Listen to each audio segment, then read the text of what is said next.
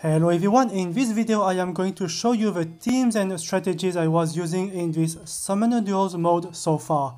This team above that you are seeing has a bit of everything and I believe to be well balanced, at least not something full of Canto cavalry, which I admit was using when I first started this mode, but I don't want to be remembered as, oh, it's another guy who play with Canto abuse strat that is truly original.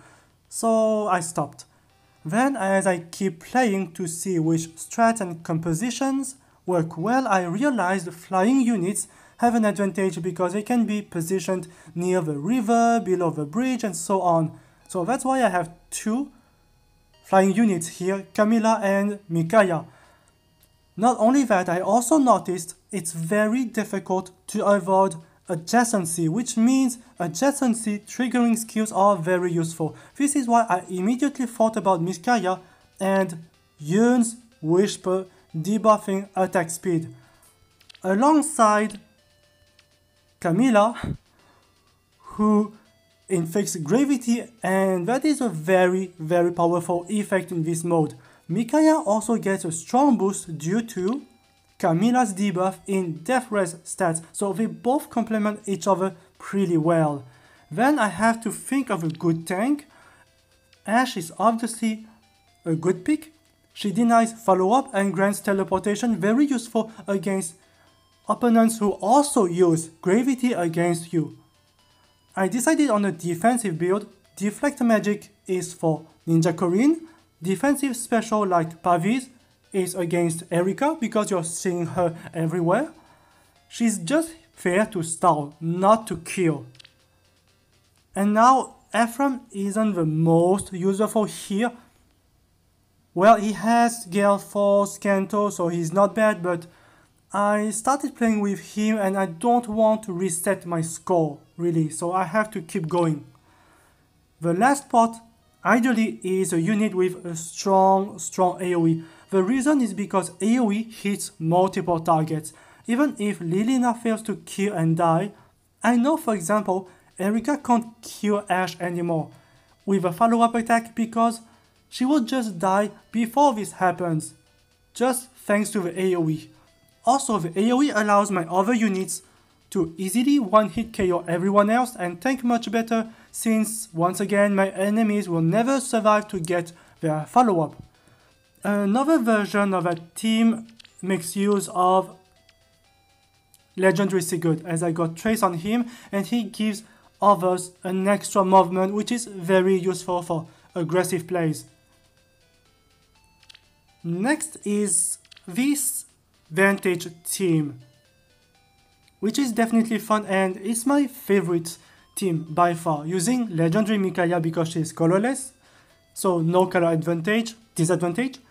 Ardent Sacrifice with Winter Benedetta, and very important Muspel for the true damage. Again, this is a very funny team. No one expects this. Sometimes very effective, but honestly weak to counterpick. For example, Micaiah is bad against Actor because she's not faster. Harmonic Leaf, I see no reason why, but I meet this guy very often. I don't understand why I see him very often. Another kind of unit I see often is damage reduction infantries, and Micaiah has trouble against them. And not only that, Micaiah needs to trigger Ardent Sacrifice 2 times to get the Desperation ready, because I see Fallen Edelgard at least 50-60% of the time. And sometimes I also see A3. A3 is a big problem, so I need the Desperation effect if I want to kill her. Same thing with, by the way, damage reduction infantries. If I don't have no follow-up, then I need the Desperation effect to kill them on player phase, which definitely happens sometimes. Another problem I see is that if she needs to trigger Ardent Sacrifice 2 times, this means I need to use a Dancer, because otherwise it takes 2 turns and that's too much and I'm losing because of Edelgard moving, let's say 4 spaces, because we are using Ashe. So here we have Niels with even pole style, just in case we play with Ascended Fium, and she could be a problem for my Micaiah. The other version of his team uses Brave Camilla because, again, Gravity is very powerful and Res debuff allows Micaiah to secure one shot, but this is also weak to Fallen Elderguard because, like I said, to deal with Fallen Elderguard I need to trigger Ardent Sacrifice 2 times in one single turn, so this means I need a Dancer. To be fair, the best partner for Vantage Micaiah is likely a strong AoE nuke, so this is why. Okay, sorry for this interruption, I'm back. So this is why I said Ephraim is not useful here. In fact, he has nothing to do in this team, but when I started playing with this mode, I didn't read the rules, and I didn't know if you change the captain, the favor levels will reset to 0, and I don't want to do this. I have to play until I get to 1000 favor level point, and then I will switch to another one using another captain. For example, Legendary Micaiah should be really good because, again, AoE allows my Legendary Micaiah to easily one-shot everyone who also got hit by the AoE special. So let's look at the replays. First one is definitely interesting. We are going to see Yuri, Flame, Verd, which is definitely interesting but requires some heavy investment. I was thinking about him like using Sabotage, maybe Infantry Post, Panic Ploy, something. This guy is also not bad. He has Trace and preventing counterattacks within 4 spaces, not bad. So I started like this. Before, let me explain how I usually played and what is my preferred order of actions, really. So Camilla ideally is placed near the tree over here, so as to debuff at least 2 entire rows of enemies, because likely they are moving here. And Micaiah has to go near the river, ready to snipe anyone coming close to attack. Usually both Camilla and Micaiah are meant to punish people trying to attack first by coming too close. As for Ash, she's supposed to tank, so I move her usually first and end turn. And because Lilina and Ephraim have movement cavalry, high threat range, Canto plus Gale Force, I move them last, always, as I want to see what my opponent is doing before committing myself, especially seeing which unit is danced, which actions haven't been done yet. For example, I see 2 smite here, so the first action is a smite, so the remaining actions are smite and reposition. So it's definitely possible this person will use another smite and try to attack, let's say, Ash or Micaiah with Yuri and running away.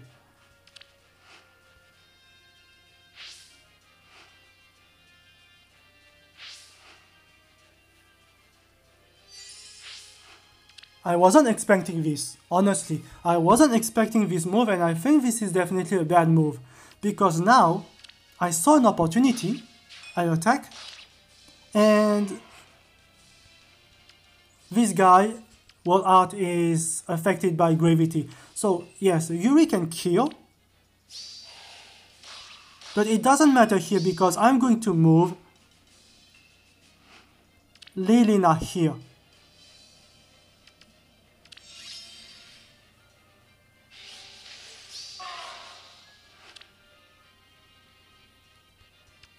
So Lilina definitely has an advantage with respect to the threat range. I think this person could have done something different, like reposition on wall art for Yuri. But in this case, I will have more units, especially the captain in the area. So I will get these kind of points here. But my opponent decided to attack Lilina, so I then decided to move Micaiah and kill Yuri, because this guy cannot cross the bridge, and I saw something interesting. This move. This tells me my opponent was hoping next turn to move first, having the player's priority and having Wallart attack Micaiah and using Trace to run away. This is why, even though I have Ash and Ephraim ready, I did this and turned for both units at the same time before my opponent start thinking of the same stuff. Because if I do this, I am reversing the player's order, because now it's not my opponent's turn, it's my turn, because I end turn before my opponent, so my Micaiah attacks before Wallart. So sometimes the best move to do is just end turn with multiple units. When you see there is no threat around and it's safe, you can easily end turn so as to force the player's priority on your side. So this is definitely bonus doubler Kaden and Divine Mistiki, everyone 2, far save.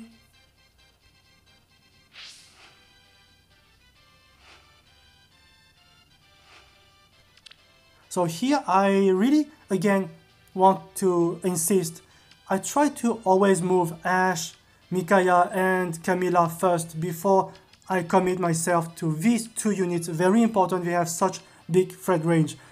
I have to see if Peony is going to dance a unit and if she's going to use a dual skill and which assist is going to be used. So here I saw this. I wasn't expecting this, I was expecting more like a reposition on Tiki, from Tiki on Ines.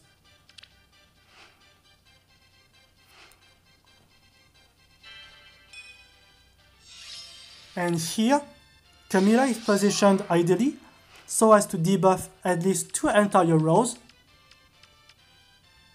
So my opponents are strongly debuffed. So here again, I try not to move Lilina and Ephraim first, but Camilla here, ready to snipe someone next turn if they come too close.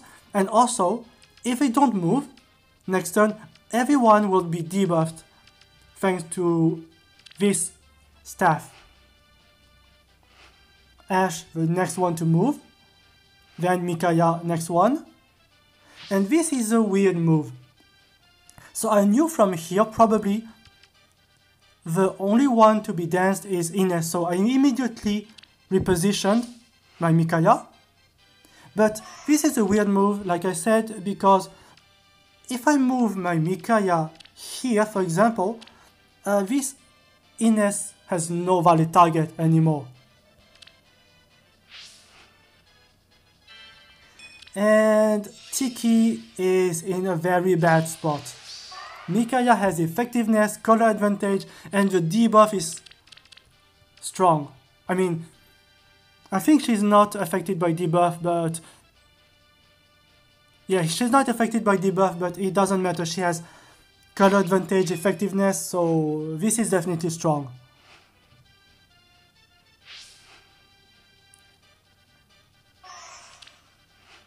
So here, Ines was ready to snipe Micaiah, and so I did this.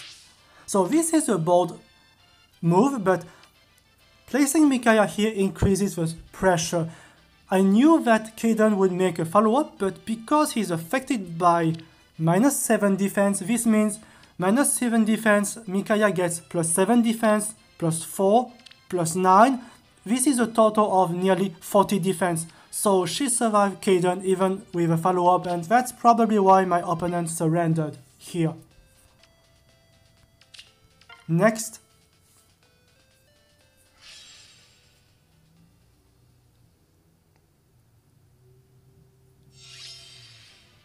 We have Sigurd. By left, he is very dangerous because of drive node follow-up. So for Micaiah and Ephraim, Ash, this could be a problem. Hot Tempest Dimitri, of course, and Erika.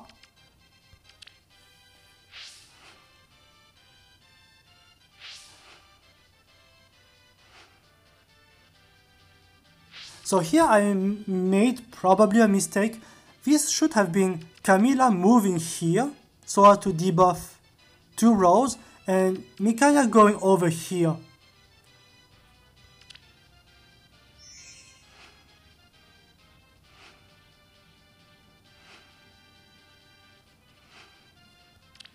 So I positioned Micaiah here anyways to threaten Erika. Next turn, just in case.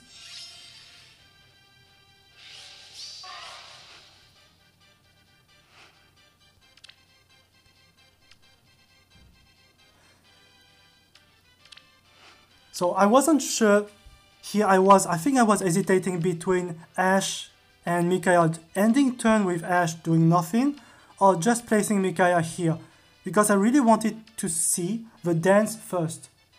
Which unit is going to be danced? I was thinking Erika would be danced, but I didn't expect this. I was really surprised. I didn't know you could do this. I have to be careful sometimes about the duo skills. I don't see that happening sometimes, and I don't see duo Sigurd very often. So because of Legendary by left new position, I was forced to kill him because drive no follow-up could be a big problem otherwise.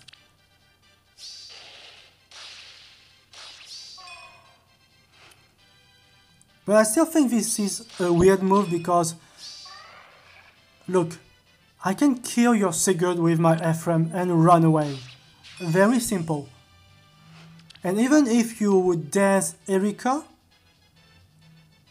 and she attacks Micaiah, my Camilla is also ready to attack and kill Erika. She will have no problem making a follow-up. And this is obviously a bad move because you're giving me a free kill and gravity, and that's it. So this player here, I'm not going to show you that because I have this feeling he made so many mistakes and bad decisions. It's probably a way for this player to give me a free win. I think this is a free win for me. So not very interesting. So this was internet connection problem, and this player also made so many bad decisions. It's probably better for me not to show you that because I feel bad. This one is a bit better. With Kagero, Ouch Pouch, I think. Double Life and Death. Yeah, that's it. Ruse. Ouch Pouch Cecilia as well, and Micaiah. Very good pick.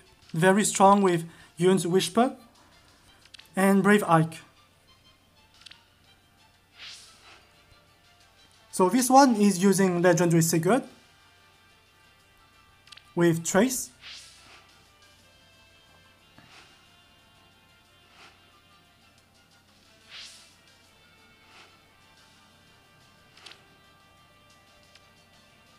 So here I saw that, the drawback and the aerobatics, but I knew this wasn't a problem because first, Kagero is not Yuri, she doesn't have Kento, and I knew she cannot kill Sigurd because of his weapon and he has so much defense.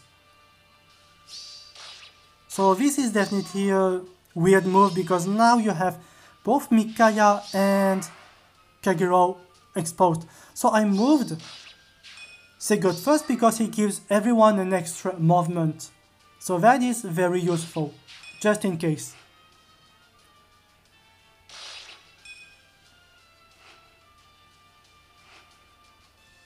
And now with Camilla's positioning, everyone will be strongly debuffed in defense and res.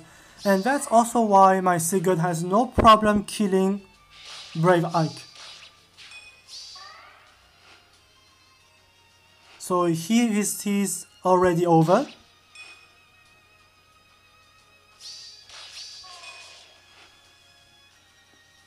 In general, it's very important to have, I think, one flyer unit positioned here and another one here. It applies pressures from multiple angles.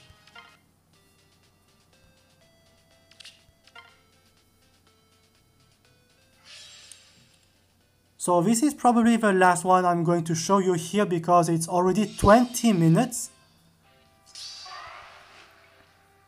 So this one is very interesting. I was really scared of that thing. He's very, very strong.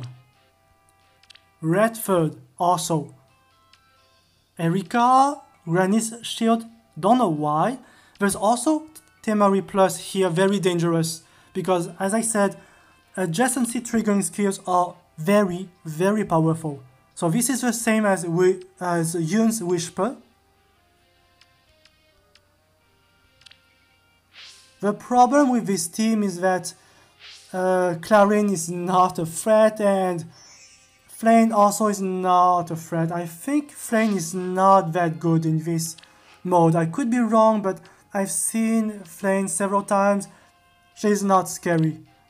I think what you need is mobility, power, something like that. So here,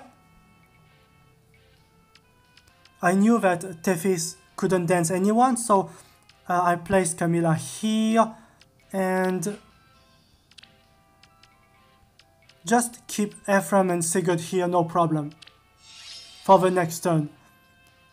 Because having this guy here, Sigurd, definitely applies some pressure. So Flame, well, maybe she can make a follow-up, maybe not, 26, but I knew she wouldn't kill Sigurd.